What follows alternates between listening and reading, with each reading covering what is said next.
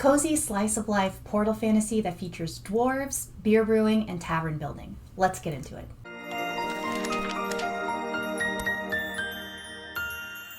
Hey darling, welcome back. Boyce here. Here on my channel, my goal is to help you find your next book obsession. Here we talk about all things fantasy, including book recommendations, book hauls, and life in general. Now today we are here with a first look of Beers and Beards, an adventure in brewing. And I'm actually really impressed with myself because my tongue ties every time I say it, so the fact that I got that on the first try makes me pretty happy. If you're new to this series, here's the deal. First Look is where I take books that have been calling to me and do a deep dive analysis before I actually read them. So I'm talking cover breakdown, premise analysis, character predictions, and most importantly, I scour the internet for real reader feedback to find the pros, cons, the trigger warnings, and all the honest takes on what this book is actually about. All of this is to help you and me both figure out if we want it on our TBR. I'm really hoping this series helps you find your next book obsession when you're feeling stuck and don't know what to read next. Think of it as book recon. I do the homework so we can both make informed decisions about what's worth our precious reading time. Okay, so now let's talk about the high-level info of this book. This is book one of the Beers and Beards series. There are currently, from what I could find, 3 books published. This is a portal fantasy, a cozy fantasy, and think of it as lit RPG light. You're looking at dwarven culture fantasy, a craft brewing magic system, and fish out of water comedy. This book currently has an average rating of 4.7 stars on Amazon with over 700 reviews, which is really great. And there are some key tropes to keep in mind that this is a portal fantasy, or also known as an isekai'd. There is found family, a craft magic system, a fish out of water story with cozy fantasy vibes, and dwarves. Now, if you have read this one, go ahead and drop your thoughts in the comment below because I'm really curious to hear your thoughts. Keep them spoiler free for those of us who haven't read it yet though, please. I want to know if my predictions in this video match your experience. Okay, so now I'm going to read you the book description so you can get a feel for what the story is, and then we're going to dive in and go in depth into all of the other fun stuff I found out about this book. Stuck in a new world, his goal is simple: build the tavern of his dreams. Pete's a simple man who enjoys a good drink amongst friends and crafting a tasty ale. Not too much to ask, right? Well, now he's trapped in a fantasy world far from home, stuck underground and inside the body of a smelly dwarf with fantastic facial hair. The worst part? The swill that the dwarves are falling all over themselves to drink. It's flat, it's watery, and it has the alcohol content of a rancid coconut. I just love that. Can Pete save the dwarves from their own sour fate, or will he be forever doomed to plink his pickaxe away in hopes that he hits the motherlode? All he wants is to bring new and better beers to the world from a tavern like they've never seen before. But unfortunately, altering dwarvish beer is frowned upon, so he has a lot to prove. Read this cozy fantasy adventure filled with laughter, epic fantasy, love, friendship, and a little melancholy. Beers and Beards balances lit RPG elements, progression fantasy, and slice of life with charm aplenty and a charisma score high enough to make a bard blush. It doesn't matter if you like beer or not, this will fill your need for comforting stories. Okay, so there's also a comment later, like lower in the book description where it has all the reviews and everything, about how no elves or harems are allowed, which is both reassuring because I don't really like harems, and hilarious because I love the dwarf on elf feud that they seem to like weave into the story. So I think that's gonna be fun. So let's talk about the concept. The overall concept is that a Canadian brewer gets transported by a god to a fantasy world where he uses his brewing knowledge to revolutionize dwarven beer culture while navigating a lit RPG system. I get to say some weird sentences in this job. The story hook is, what if your useless earth knowledge about craft beer could make you a legend in a fantasy world full of dwarves who think they know everything about brewing? And one of my key takeaways is that this is really a comfort food fantasy. It's about finding purpose in unexpected places, building community through shared passions, and the universal language of really good beer. All right, darling, let's talk a little about the soul and the core themes of this book. From my research, I think this book will speak directly to anyone who has ever felt like their random hyperfixation knowledge was useless. You know that feeling when you know way too much about something super specific and everyone's eyes kind of glaze over when you talk about it? This book says, what if that weird knowledge made you special? From what I can tell, this book is for readers who find comfort in routine and an artistic craft. For readers who understand that making something with your hands can be a form of magic. There's something deeply validating about a story where the hero's superpower is essentially being really passionate about their hobby. I mean, I really like that. I think that's a really cool twist. And it tells us that expertise in, quote unquote, mundane things has value. That community can be built around shared appreciation of a craft.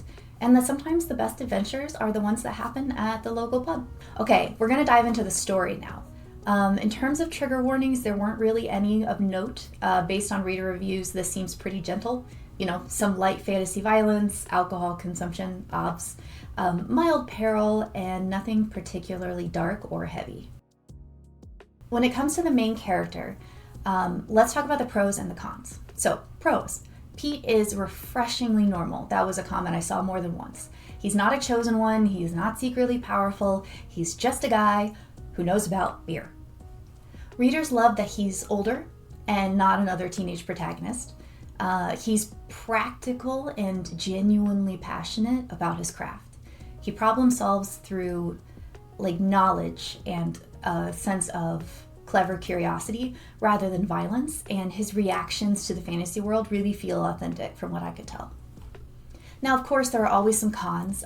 Some cons that I saw are that some readers find him a bit passive at times, especially early on. They say he can be slow to adapt to the fantasy elements since this is a portal fantasy, which might frustrate readers who want more immediate action. From what I can tell, his focus on brewing can sometimes also overshadow character development. So let's look at the pros and cons of the side characters next. Pros. The dwarven characters are really well developed with distinct personalities beyond gruff and beardy. You know what? I'm gonna leave that take in. That was weird, but I enjoyed it. The found family dynamic that develops throughout the book really develops naturally through shared interests rather than a more traditional forced proximity trope. And supporting characters also have their own goals and aren't just there to prop up the protagonist. So I saw a lot of really great pros about the story. Now, of course, cons. Some reviewers mentioned that certain side characters could use more depth, and a few character introductions apparently feel kind of rushed. Overall, though, there were a lot more pros than cons, and that's a really good sign of a great book. Diet Coke. Okay, let's dive into world building. The pros. The dwarven culture is richly detailed and goes beyond typical fantasy stereotypes, which I really, really like. Even better, the integration of brewing into the magic system feels really natural and organic. The world has that lived-in quality where you can imagine daily life happening beyond the protagonist's story. So there was a very rich world from what I could tell. And in my opinion, I think is critical for a good slice of life story. Also, the lit RPG elements are light enough to not overwhelm non-gamers. In terms of the cons, the broader world beyond the immediate setting isn't fully explored in the first book. Some readers wanted more of an explanation about how the portal concept and the overall transportation worked. From what I read, the magic system rules can also be a bit inconsistent. Okay, so it's time for one of my favorite sections of a first look, and that is the magic system analysis. So let's talk about the magic system and how it works a little bit before we dive into the pros and cons of the magic. Now, as we have established so far, this is primarily a progression fantasy and lit RPG skills-based system rather than traditional soft magic wizardry. The magic is built around core skills that level up, which is, a standard for lit RPG. However, we get insight into unusual skills that, in my opinion anyway, aren't seen very often, such as brewing, shopcraft, business. Shopcraft is the business and tavern management abilities, which I just think that's really cool. And then, charisma. So that's pretty standard. And, when you think about it, a tavern keeper needs to have good charisma. Since we're in Pete's head, we don't see much of the skills other people are scaling, which makes sense, but I do wonder if the magic system continues to be explored outside of Pete in the future books. So how does the magic work? The reviews indicate that it's a typical level, grind, and scaling system, but with a twist. Instead of working your way up and gaming the system in order to defeat dungeons or defy the heavens, Pete uses his powers to simply be a better brewer and survive in a magical world. One reviewer actually noted that the magic and skill system is super interesting, and while still obviously a progression fantasy, it's focused on mundane life skills rather than combat magic. I'm not sure I'd want someone to comment that my book is mundane, but I see what they're trying to say. So some unique elements about the magic system are that stats matter, but they are secondary to the brewing of the story. So there are stats and they are important, but they're very secondary. The physical transformation affects Pete's mental state too. I thought this was really interesting. Pete becomes a dwarf and his new physical form slowly influences his thoughts and actions, and actually becomes a key plot device in the story. So now that we've gone through all of that, let's look at the pros and cons of how the magic system was implemented. The pros. The blessing system is very unique in that your earthly knowledge becomes a form of magic when you come into this new world. The brewing as magic concept is thoroughly explored with actual brewing science integrated into the fantasy. I thought that was really cool. There's a concept in writing called verisimilitude where you bring in truth of the world to make your story feel more dynamic and realistic. And it really seems like the author has nailed it with the brewing aspect of this book. There were also notes that the progression feels earned through experimentation rather than just grinding levels, which is really cool too. I like that different approach to it. So of course there are cons. Some people mention that the exact mechanics of how the blessings work is kind of unclear, and some readers found the brewing descriptions too detailed and too technical. The power scaling is apparently also unpredictable, but I didn't really see much more explanation of what they mean by that. So that's just kind of what I found in the reviews. Now, of course, there are some additional unique elements that I want to talk about that didn't really have a section anywhere else in my video. So the first is that, let's look at the pros first. The book has genuine humor that lands without trying too hard, and I really like that. I saw a lot of comments about how funny it is. The pacing is deliberately cozy. You know, this isn't about saving the world. And to my delight, there are layers to the story. This is my favorite. When there is a deeper theme and a deeper meaning and a soul to the story, that's when you know you have a good book. So when I say there are layers to the story, you have a choice. You can just enjoy a fun romp through a tavern-building world, or you can dig deeper to see the soul of the story, which is, from what I can tell, exploring what home means when you can't go back to your old life. Additionally, the entrepreneurial aspects really add an interesting business subplot, and since I apparently have no chill, all of my hobbies eventually become side hustles, so I relate hard to this one. I also saw comments that the slow pacing might bore action-oriented readers. The stakes remain relatively low throughout, which might not engage readers really looking for tension and high stakes. But this is a slice of life cozy fantasy, so if you're looking for action, I'm not really sure how you made it this far into the video, but thank you for the view. You're awesome. All right, let's dive into reader feedback. Let's start with the praise. Readers consistently praise the cozy, comfortable feeling of the story.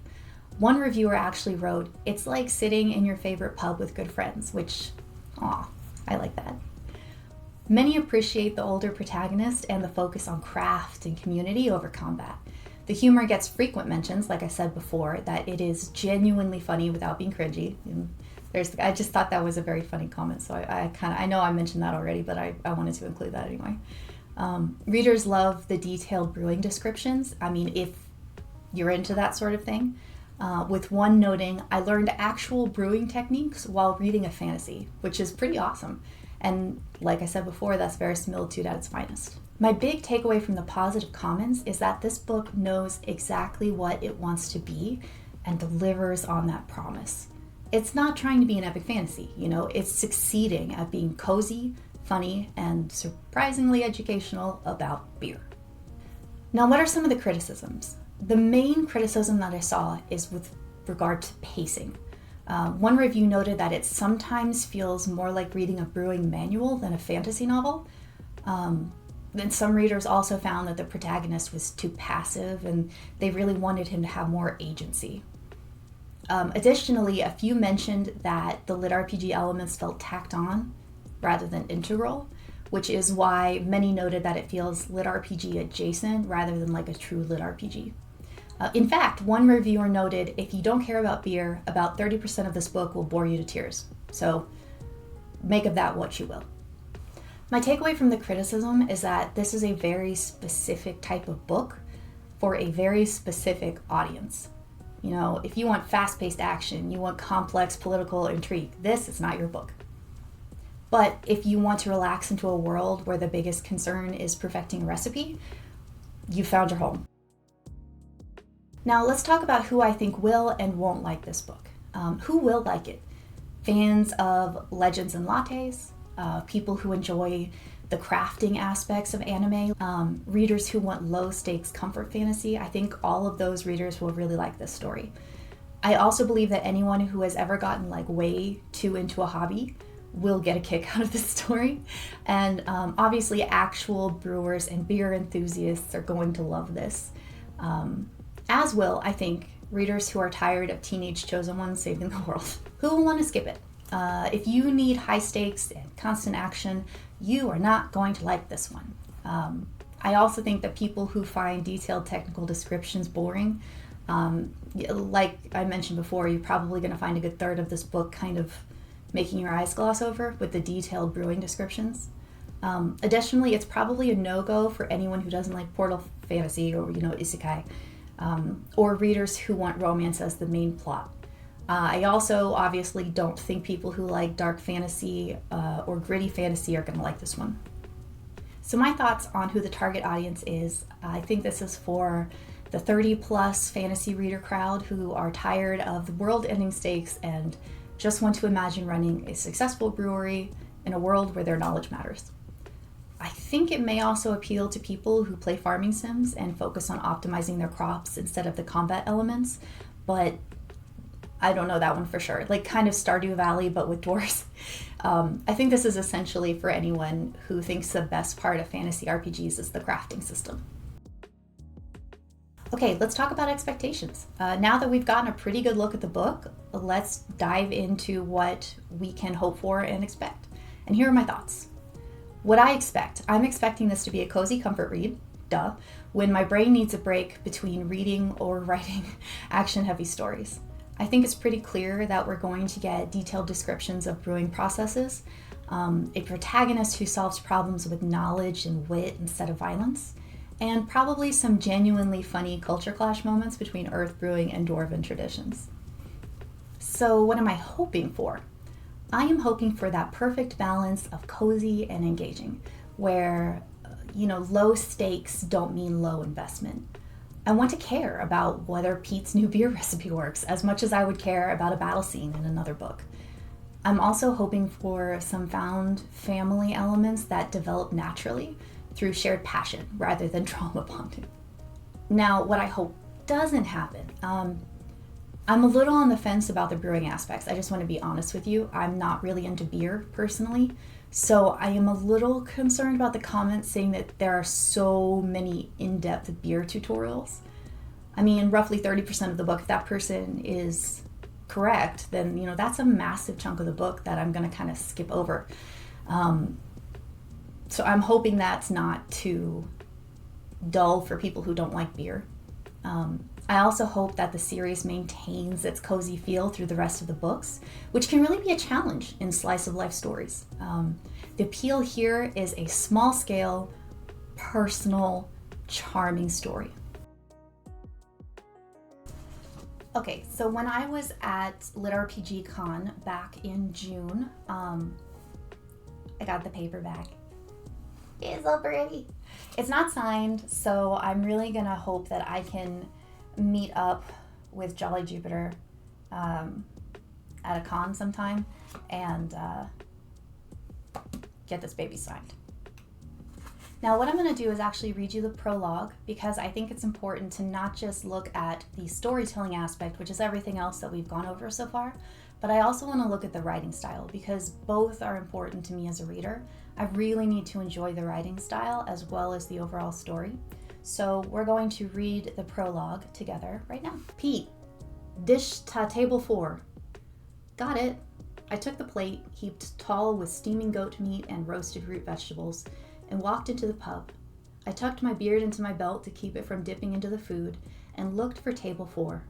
My destination was a single customer in a well-lit corner, but I first had to navigate the zoo. It was time for the dinner rush, and the pub was full to the brim with excited dwarves of every shape and size, and even a few adventurous gnomes. I dodged some tables as they exploded with laughter and merriment, and waved down a few invitations to join in. I mean, I can already tell that this is a really good writer, but I'm going to finish the prologue, but that's really nice. I really like their writing style. Here's your food: beer braised goat with roasted vegetables and mashed erd root. I presented the meal with a flourish to the dwarf seated at the table before me. He wore a set of rather conservative chainmail barding, with the barest hint of silver ornamentation. His beard was long and scruffy, a dark brown mixed with black, and his hair was cut short to fit beneath an armored cap. It was a sight I'd grown used to over the past year. Thank ye, Bark's beard, this looks amazing. An adventurin' buddy wouldn't stop talking about this place, so I had to try it. Myself. He rubbed his palms together with glee and stuffed a napkin down his gorget. I don't know what a gorget is. His stained and calloused hands spoke of a laborer, likely fresh from the mines and hankering to try some food from the city's most notorious and popular new establishment. Glad you could make it. Can I get you anything else? He took a big bite of tender 2-day braised goat and grunted with pleasure. Juice dribbled into his beard and he wiped it away with a leather vambrace. This is amazing. I can't believe it's made with beer. I chuckled. Aye, we have a few dishes that use beer in the recipe. It's one of our specialties. Not for long. With food this good, everyone will start copying you soon enough. He took another enormous bite and sighed with pleasure. Imitation is the sincerest form of flattery. Everyone in town will know who made it first, and that's what matters. He was silent for a moment, then began in a hoarse whisper. He licked his lips. I heard from an adventurer that came by the mind that you lot have a new brew. This was another sight I'd grown accustomed to. I leaned in conspiratorially. Aye, we do. A few, actually. Would you like to try one? Aye, but in a plain mug. Don't want to call attention to myself. He looked around nervously. Don't you worry. Everyone in this pub loves our ales. In fact, they can barely live without them. I waggled my enormously shaggy eyebrows. What? Never mind. One ale coming up. He stopped me as I turned to go. Do folk ever get upset about all this? The new beers, I mean? Sometimes, but I'm not concerned. This isn't just a game. We're serious about improving the brew. Besides, not even death could stop me from brewing. We laughed together, but the laughter didn't quite reach my eyes. After all, it wasn't a lie. Even if I was a human on Earth when I died. All right, I like that. I think that's a really good start. I'm guilty of using prologues. Typically, I'm not a big fan now of using prologues, but I think in this case, that one really worked. It set everything up nicely. It was nice and quick. It got to the point, and it established the world, the tension, and it had even stakes at the end. That transition from, I died on Earth. That was really cool. So let's talk about my verdict. Is this going on my TBR or not? I'm a little on the fence about this one. I'm actually not sure, because on one hand, there seems to be so much charm and so much love put into the story for it to be a cozy slice of life. It's a wonderful way to kind of step outside of the action-packed fantasy when you kind of gotten burned out on it. This is a really nice pivot away from that. But I'm not into beer. I am really concerned that a large chunk of the book being a brewing science, I'm a little concerned that I'm not going to love that one. So when it comes to whether or not I'm going to read this, I do think it's going to go on my TBR, but I'm not sure how close to the top it'll be. All right, that's everything for today. Subscribe to find your next book obsession, or give me your thoughts in the comments below, because I would really love to know what you think about this video. And you can support me by either clicking the like button or any of the links below. Thank you so much for being here, my darling, and I will talk to you soon. Bye.